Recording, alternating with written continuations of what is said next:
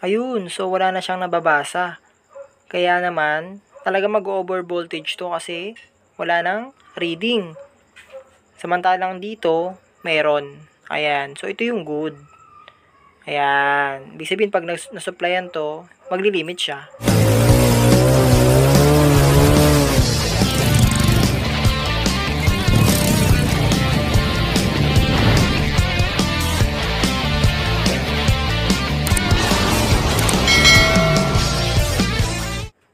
Ayan, so good day sa inyo mga bro, no? Ngayon, tuturo ko naman sa inyo kung paano niyo malalaman kung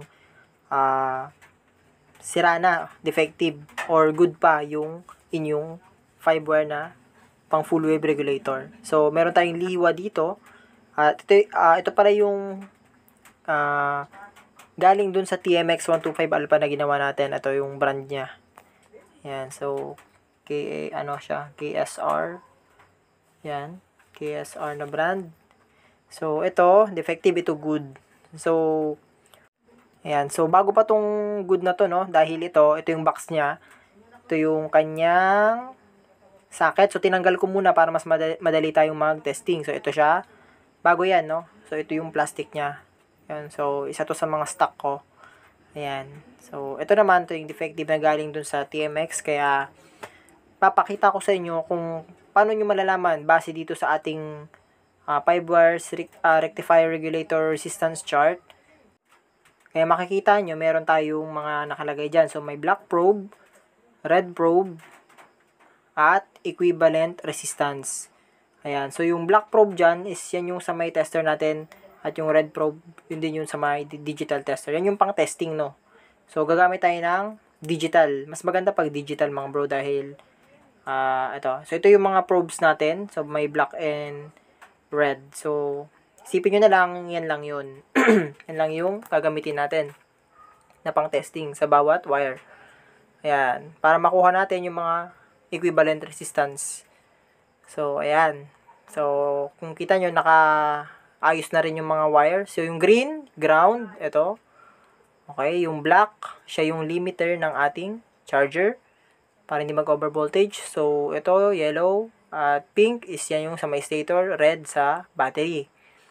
Pareho lang dito syempre, yung green is ground ulit, limiter, para hindi mag-over voltage. Tapos yung yellow, ito naman white. So, white tsaka pink is halos parehas lang, tsaka red. Okay, so napakadali lang malaman kung paano mo ma-identify na sira na to. So, ito, papakita ko sa inyo, no?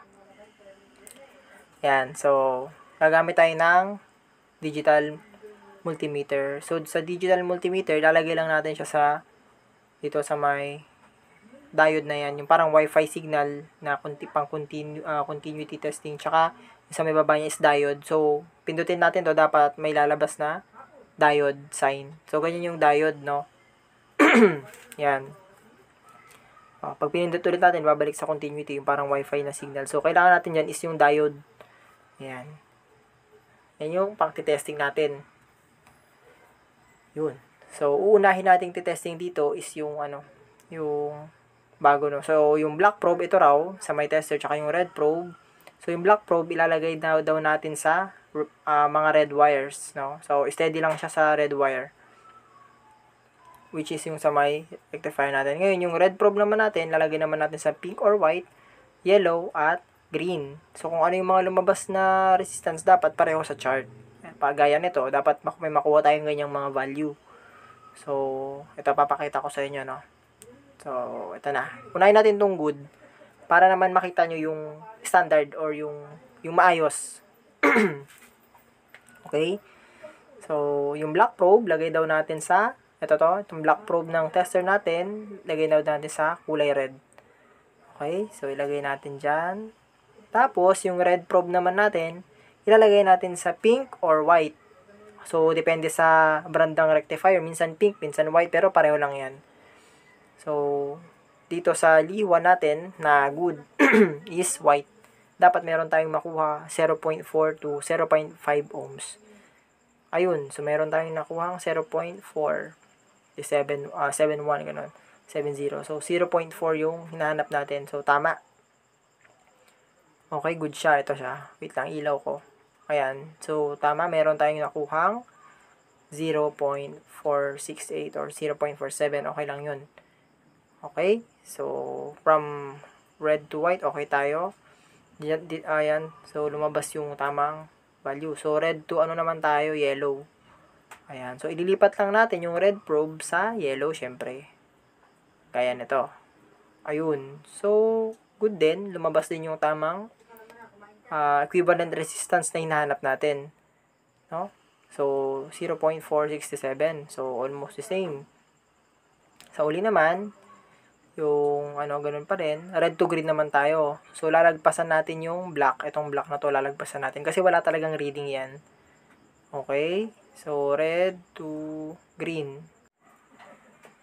Okay, ayun. So, merong 0.845. Ayan, so good. Okay, tama yung hinahanap natin. Lumabas siya, no? To 0.9 is good yan. Okay, so pangalawang testing naman tayo. So, dito pa rin, di pa tayo natatapos, no? Ang gagawin natin is, yung red probe natin is nandun sa green naman. So, ganito siya. Ayan, yung red probe sa green daw. Tapos yung black probe natin, lagay naman natin sa pink or white. So, sa white pa rin, ganito. So, sundan nyo na lang yung pag-testing natin para hindi na kayo magkamali. Ayan. Ngayon, pag medyo nalilito kayo, ulitin nyo lang. Ayan. So, ganun lang, no? Ganun lang siya. Ayan. So, check natin. Green to yellow is 0.4. Ayun. So, tama. Tama yung hinahanap natin. Ayan. So, last na lang, no? So, green to black naman tayo. So, tapos na tayo. So, yung red probe, black probe. Ayan. So, tatapat nyo lang. Madali lang, oh. Diba? May diagram naman na kayo. May chart na. So, from green to black, ayun, 1.8. So, tama, no? Tama ulit tayo. 1.8 to 1.9 ohms yung dapat nating masukat. Which is, nahanap naman natin. So, andito, kompleto. Okay, so, pasado siya sa testing natin ayon sa chart na ginawa natin. So, good yan. Well, good naman talaga yan. So, dito naman tayo sa defective.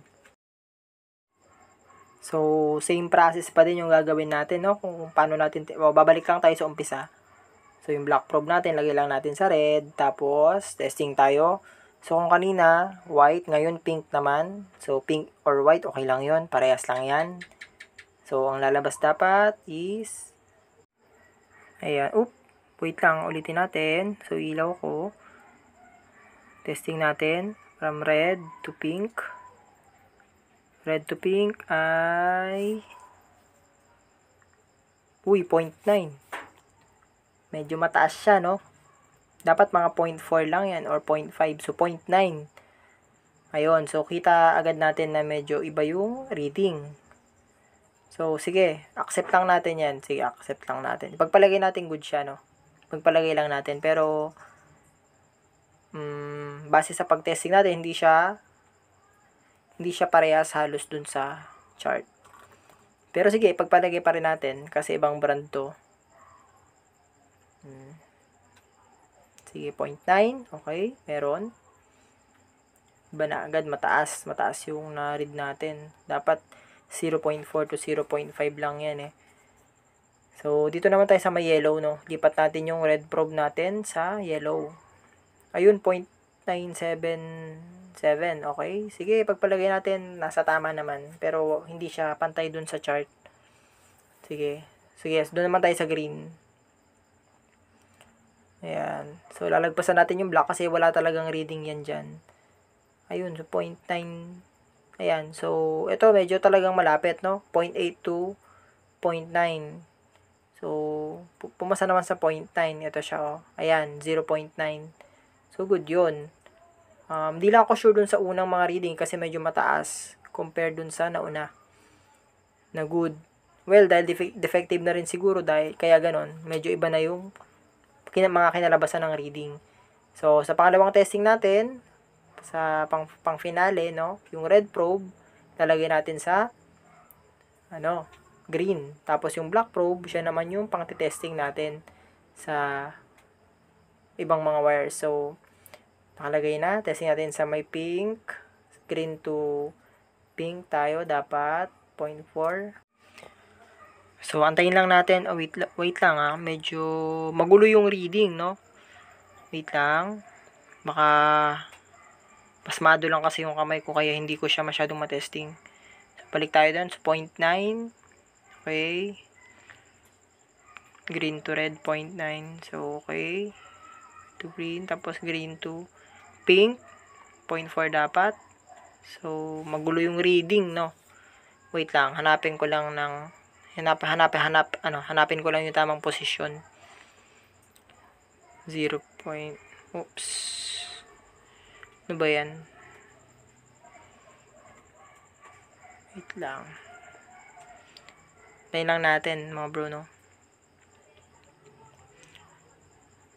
Ayan, so, magulo yung reading niya. Hindi siya yung nare-read agad. So, dapat yan nasa 0.4 to 0.5. Ayan, so, oops. May na-read tayong 0.1.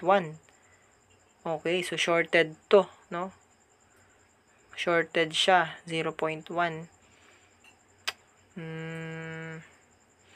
Sige, pang final naman natin dito tayo sa black.